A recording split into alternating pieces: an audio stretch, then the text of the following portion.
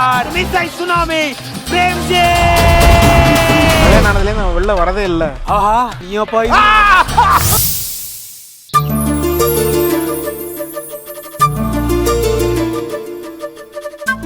ஜோசியரையா இந்தாங்க மகேஷ் மித்ராவோட ஜாதகம். நல்லதும்மா.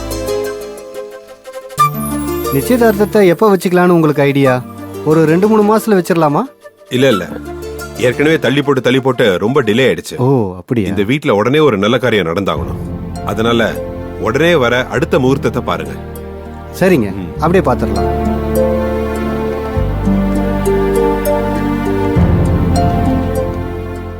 வா சின்னு, வா உட்காரு. மித்ரா, உங்க என்கேஜ்மெண்ட்டுக்கு தான் நாள் பார்த்துட்டு இருக்கோம். என்ன மித்ரா, ஏன் டல்லா இருக்க? காலையில எவ்வளவு ஹாப்பியான விஷயத்த சொல்றோம், நீ எதுவுமே பேசாம அமைதியா இருக்க. மகேஷ்க்கு தெரியுமா அவன் என்ன சொன்னான்? அவன் என்ன சொல்லுவான்? அங்கிள் தான் நேத்து மகேஷ் கிட்ட அவ்வளவு ஸ்ட்ராங்கா சொல்லிட்டாருல, அதுக்கு மேல அவன் சொல்ல என்ன இருக்கு? இருக்கு மாம்.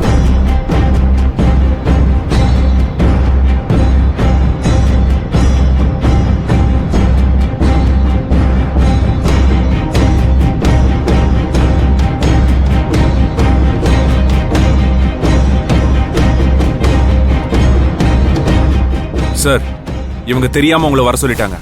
எனக்கு இதெல்லாம் விருப்பம் இல்ல. நீங்க முதல்ல கிளம்புங்க. மகேஷ், அவரை நான் வர சொல்லிருக்கேன். நீ இப்படி மரியாதை இல்லாம பேசுறது என்ன அவமானப்படுத்துற மாதிரி இருக்கு. அவன் தான் தான் நிலையிலே இல்லாம என்ன பேசுறோம் என்ன செய்யறோம்னு தெரியாம எல்லாம் செஞ்சுட்டு இருக்கானே. மாம், நீங்க மட்டும் என்ன எல்லாத்தையும் தெரிஞ்சுதான் பண்றீங்களா? எனக்கு இந்த கல்யாணத்துல விருப்பம் இல்லைன்னு நான் நேத்தே சொல்லிட்டேன். அப்படி இருந்தும் என்கேஜ்மெண்ட்க்கு டேட் குறிக்க ஜோசியரை வர சொல்லிருக்கீங்க. மகேஷ் மகேஷ் ப்ளீஸ் மகேஷ், கோவப்படாம கொஞ்சம் பொறுமையா யோசிச்சு பாரு. நம்ம பேரண்ட்ஸ் எப்பவும் நமக்கு நல்லது தானே நினைப்பாங்க. நீ இப்போ ஏதோ ஒரு கன்ஃபியூஷன்ல இருக்க. இல்ல கன்ஃபியூஷன் கூட சொல்ல முடியாது. நீ எமோஷனலா ஏதோ டவுனா இருக்க மகேஷ். இந்த நேரத்துல நீ எடுக்கிற முடிவு சரியா இருக்காது மகேஷ். நோ மித்ரா, நான் எமோஷனலா டவுனாலாம் எதுவும் இல்ல. எனக்கு அந்த குழந்தையோட எமோஷனல் கனெக்ட் ரொம்ப ஸ்ட்ராங்கா இருக்கு. நான் ரொம்ப கிளியரா யோசிச்சு தான் இந்த முடிவு எடுத்திருக்கேன். Stop it Mahesh.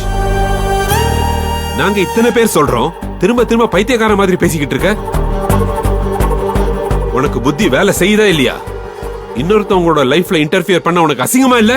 என்ன டாட் பேசுறீங்க? இன்னொருத்தர் லைஃப்ல இன்டர்ஃபியர் பண்றேன்னு சொல்றதுக்கு நான் ஒன்னும் ஆனந்தி மேல ஆசைப்படல.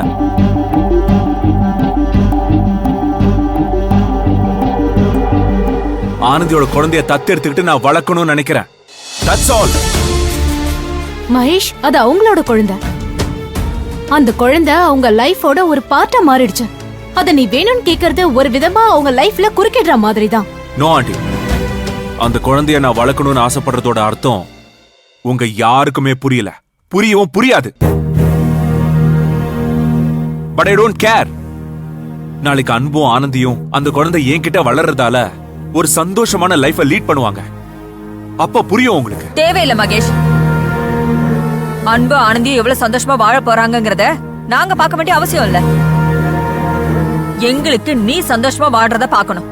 பொண்டாட்டி பிள்ளைங்கன்னு உன் லைஃப்ல நீ ஹாப்பியா செட்டில் ஆகுறத நாங்க பார்க்கணும். அததான் ஆசைப்படுறோம். ஃபைன். இப்போ என்ன, நான் கல்யாணம் பண்ணிக்கணும் அவ்வளவுதானே?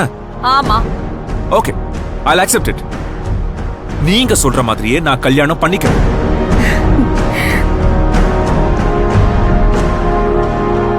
Mahesh Mahesh, thank you Mahesh, thank you so much Mahesh. Wait Mitra, நான் இன்னும் சொல்லி முடிக்கல. இதுக்கு மேல சொல்ல என்ன இருக்கு மகேஷ்? இருக்கு மாம். நான் யார கல்யாணம் பண்ணிக்க போறேன்னு தெளிவா சொல்றேன். ஆனந்திக்கு பிறக்க போற குழந்தைய தன்னோட குழந்தைய நினைச்சு பாத்துக்க தயாரா இருக்கிற ஒரு பொண்ணை கல்யாணம் பண்ணிக்க தான் நான் தயாரா இருக்கேன்.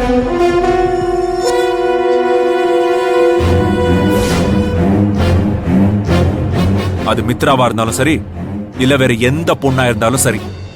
Insane. This is insane Mahesh. உன்ன மாதிரி ஒரு படிச்சவன், ஒரு புத்திசாலி லைஃப்ல இதை விட முட்டாள்தனமான ஒரு முடிவை எடுக்கவே முடியாது.